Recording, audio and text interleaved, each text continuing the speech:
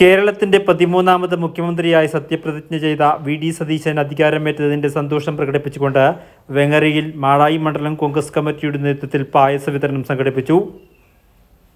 മാടായി മണ്ഡലം കോൺഗ്രസ് കമ്മിറ്റിയുടെ നേതൃത്വത്തിലാണ് വെങ്ങരയിൽ പായസ വിതരണം സംഘടിപ്പിച്ചത്. എം. പവിത്രൻ അധ്യക്ഷത വഹിച്ചു. മാടായി ഗ്രാമപഞ്ചായത്ത് vice president cacao Praveen Mohanan ഉദ്ഘാടനം ചെയ്തു. ഇന്ന് ലോകമെമ്പാടുമുള്ള മലയാളികൾ ആഹ്ലാദിക്കുകയാണ്.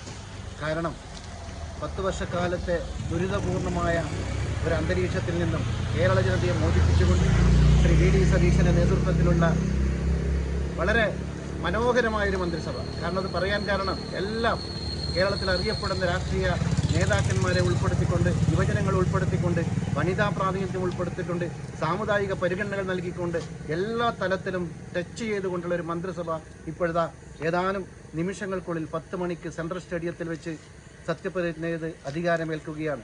ഏതായാലും ഈ അസുലഭ സന്ദർഭത്തിൽ, ഈ സന്തോഷവേളയിൽ എല്ലാവിധ ആഹ്ലാദവും പങ്കുവെച്ചുകൊണ്ട് ഈ മാടായി മണ്ഡലം കോൺഗ്രസ് കമ്മിറ്റി നടത്തിയ ഈ പായസ വിതരണ ചടങ്ങിന് അഭിവാദ്യങ്ങൾ നേർന്നുകൊണ്ട് ഞാൻ എൻ്റെ വാക്കുകൾ അവസാനിപ്പിക്കുന്നു എന്ന് പറയാം. കഴിഞ്ഞ 10 വർഷം നമ്മുടെ പാർട്ടിയുടെ പ്രവർത്തകന്മാർ, കോൺഗ്രസ് ആയാലും കോൺഗ്രസ് പ്രവർത്തകരായാലും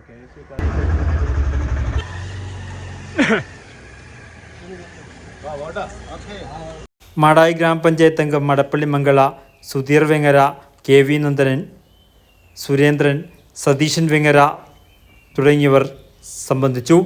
വർത്തമാന ന്യൂസ്, പഴയങ്ങാടി.